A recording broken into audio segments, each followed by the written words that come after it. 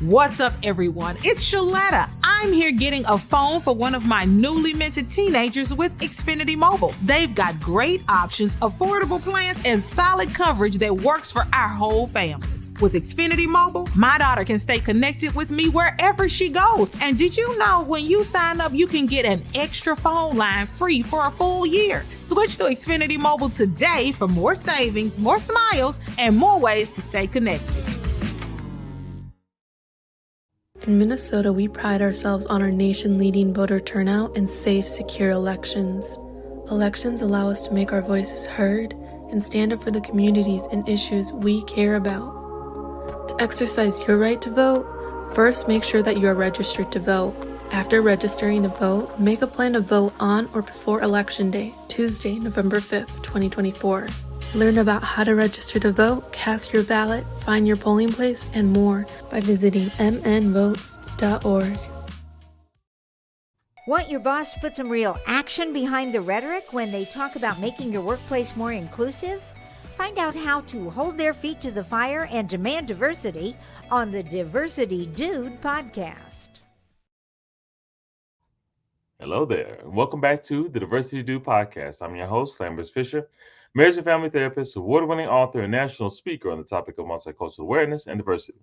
And for those of you who are interested in even more positive and encouraging tips and strategies beyond what I share in podcasts like this, then feel free to check out my award-winning book, Diversity in Clinical Practice, nationally recognized for the unique way in which it addresses the often difficult topic of multicultural awareness and diversity, designed for more than just therapists. If you're a helping professional in any way, Diversity in Clinical Practice can help you meet the greatest variety of needs possible for those whom you serve, and it's available in paper and audiobook versions for your convenience.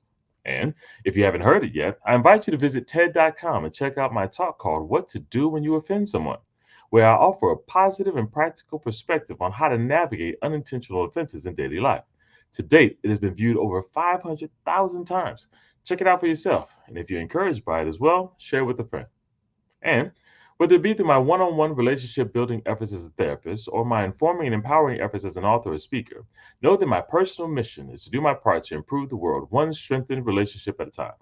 So, today I want to share with you an encouraging perspective on healthily moving forward together in a politically divided country. Now, by the time you hear this, the country will have chosen its newest leader in the highest position in the land, President of the United States of America. Although I'm recording this just prior to the election results being final, what I'd like to share with you is not dependent upon the results of the election. For no matter who wins the election, we all have a similar challenge: to make the most of what we have and who we have in various leadership positions from top to bottom. Since this is admittedly easier said than done, I'd like to use this podcast episode time to offer a few considerations to keep in mind in the ongoing challenge of healthily moving forward together in a politically divided country. Now, whether you consider yourself a political person or not, you either voted for the person who won the election, voted for the person who lost the election, or chose not to vote at all, which is indeed still a choice, whether we think about it like that or not, to allow the majority of all other Americans to choose who will lead the country we live in. And no matter where you find yourself in these categories, moving forward healthily has its similarities as well as its differences. To everyone whose preferred candidate won the presidential election, I encourage you to embrace your feelings and be happy. Don't let anyone tell you how to feel simply because they may feel differently. I trust that you had reasons for voting the way you did, most likely because you have certain hopes for how this country will run and how it can be the best it can be one day at a time. And that you hope that the candidate being in the highest position of power gives you reason to believe that your hopes can become a reality. That being said, while I encourage you to embrace your own feelings, the therapist in me also encourages you to be as considerate as possible about how you express those feelings. It's often said, don't be a sore loser. Well, it's also possible to be a sore winner. And in order to avoid this tendency, I encourage you to determine how much of your genuinely expressed feelings may be appropriate to share, depending on what environment you may be in. If those around you are sad or even angry, ask yourself, is this really the right time to express that excitement in the face of their discouragement? Now, if you're asked directly, then you answering honestly may be the most respectful thing to do. However, it's best to avoid imposing your perspectives onto those who may not be ready to hear it for whatever variety of reasons that may be. Similarly, if your preferred candidate won the election, remember that their election win doesn't automatically mean that they will be able to accomplish everything even they hope to accomplish. Politics is an unfortunately complicated game. Measured expectations can help you cope and help sustain hope if things take time to improve.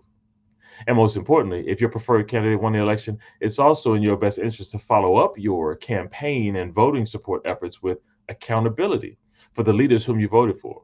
From active community involvement to everyday conversations that directly or indirectly influence political views among those whom you care for. Make clear that your hope is for a positive impact and positive follow through on those political efforts rather than passively communicating to leaders that they can do whatever they want because they received your vote and don't have to hear from you again until the next election. Those ads that recommend that you contact your political official can actually make a bigger difference than you think when done in the masses. Now, to everyone whose preferred candidate lost, know that you have a right to feel sad, angry, and discouraged too. Your feelings are legitimate. It's perfectly reasonable to see your preferred candidate lose and to wonder if all the things that you hoped would be accomplished are now gone, never to be realized. However, I want to encourage you that all hope isn't lost. One of the benefits of there being many various leaders and leadership roles is that there are multiple perspectives and varying levels of accountability to be had. Sure, if not implemented well, the system can be manipulated and can contribute to pointless bureaucracy and nothing getting done. However, if done well and implemented by more and more mature leaders who are willing to mutually offer and hear constructive feedback, then it doesn't have to result in a situation where only one person or party's perspectives and preferences always get heard and lead the way in expense of others. I encourage you to find ways, large or small, to get involved in the political process. Sometimes that may be active involvement in an organization designed to create the changes they long to see, knowing that they may not have the support from the highest leader in the land to do so. Other times, it'll simply be supporting those efforts led by others who may still be in need of an abundance of resources or simply hands accomplishing smaller tasks when you have the time to offer such, but that nonetheless have a larger impact when done. And finally, whether your preferred candidate won or lost, remember that we all have an opportunity to work together to make the country the best it can be. You see, even though the election has ended, the collaborative work of running the country will and must continue. As a marriage and family therapist, I often prepare engaged couples for the reality that while their goal up until that point has often been to find the best life partner and to get ready for an awesome wedding day, the work of building and maintaining a healthy lifelong marriage relationship is a completely different endeavor. The spouses who think that the work ends after the wedding are in for a rude awakening. Sure, you can passively exist in a marriage as a married couple, but the happiest and most satisfied married couples are the ones who embrace the challenge of mutually doing the work necessary to identify and maximize strengths while compensating for each other's growth areas together. Similarly, as a country, after the election, the political equivalent of the most significant commitment between leaders and everyone in the country, this is when the real work begins. Following through on promises, setting clear goals, healthily resolving disagreements, and finding compromise. Ultimately, working together to ensure that a variety of needs are met, not just the needs of some. History shows that this won't be easy to accomplish. And if we're really honest, it seems to get more and more difficult to accomplish every year. However, just because something hasn't been done well or consistently in the past doesn't mean that it can't be accomplished in the present or the future. Because of this, my hope for you is that you would find a way to move forward embracing your feelings, being considerate of other people's feelings, and working together to ensure that whoever is in leadership considers the needs of everyone on all sides of the political spectrum moving forward. Politics isn't just relevant during election season. Like them or not, our political leaders make decisions every day that impact all of us. As a result, it is in your best interest to at least keep an ear out for decisions that may impact you and those whom you care about at worst, and at best to find a way to hold them accountable for their promise to look out for everyone's needs and help contribute to the betterment of the entire country. More and more every day, people are realizing that there are a lot of polarizing political views in this country. In light of this, instead of focusing only on the abundance of differences and determining that our differences are reason enough to give up hope, consider learning as much as you can about those around you, no matter whether they voted similarly or different than you. What are they concerned about? What are they hoping for? Even though we may differ with respect to how we should go about getting there and who the best leaders are to help us get there, you might be pleasantly surprised to find out that there are more similarities worth holding on to than previously believed about where we can be healthily as a country. Exploring relationships around you like this can become the building blocks to the ongoing effort to move forward healthily in a politically divided country, building and maintaining healthy interactions, one mutually considerate relationship at a time. And with that, I'll say thanks again for listening in to today's Diversity Do podcast. If you have any pressing diversity-related questions that you'd like me to address on an upcoming podcast, or if your organization is in need of shame-free and empowering guest speaker or training on this often sensitive topic, then feel free to reach out to me directly at www.diversitymadesimple.com. And if you know of anyone else who could benefit from a positive, encouraging perspective on this often difficult topic, feel free to send them a link to this podcast so they can be encouraged as well. Or share with them my award-winning book, Diversity in Clinical Practice, available at Amazon.com. And don't forget to visit TED.com and check out my talk on what to do when you offend someone. I hope it inspires you and that you share it with someone else so that they can be encouraged as well. And as usual, I encourage you and look forward to addressing as many topics as possible in future podcasts to help you improve as many relationships as possible at work, at home, and in your community. And as always, remember this: you don't need to know everything about everyone in order to have a positive impact on someone. Thank you all for tuning in, and have a great day. Tune in each week and find out how to demand and implement diversity at your job. To hear more, check out previous Diversity Dude shows on ShalettaMakesMeLaugh.com.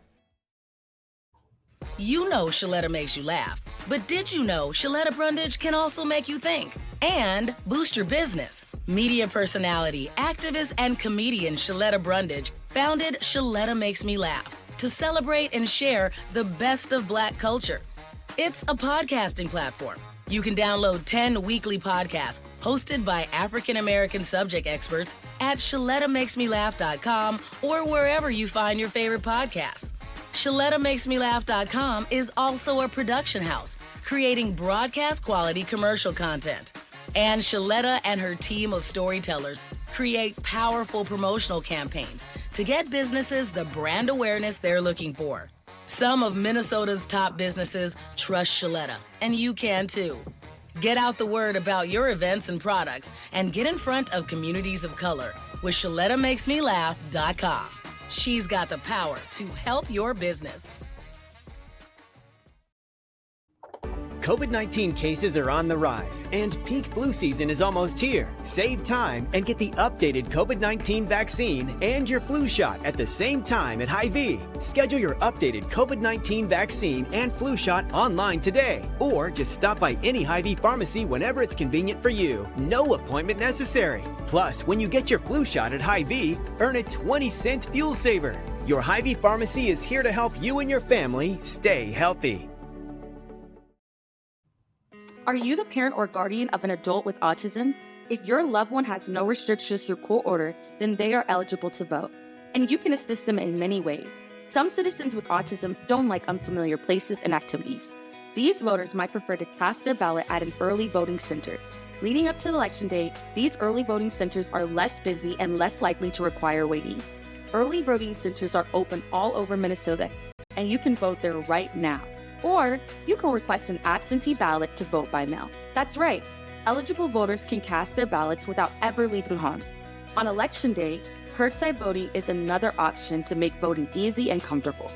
Election judges will bring a ballot directly to the vehicle with a person with a disability. Make a plan to support and assist your loved one with autism this election season, so they can participate and exercise their precious right to vote. You can find out more at mnvotes.gov. That's mnvotes.gov. Your vote matters and has real-life impacts on our community. Have you made a plan to vote? You can vote early at your voting center before Election Day, and your employer must let you go with paid time off. You can also vote by mail by requesting a ballot from the Minnesota Secretary of State's website. If you have any questions or problems voting, call or send a text to 866-OUR-VOTE. That's 866-687-8683.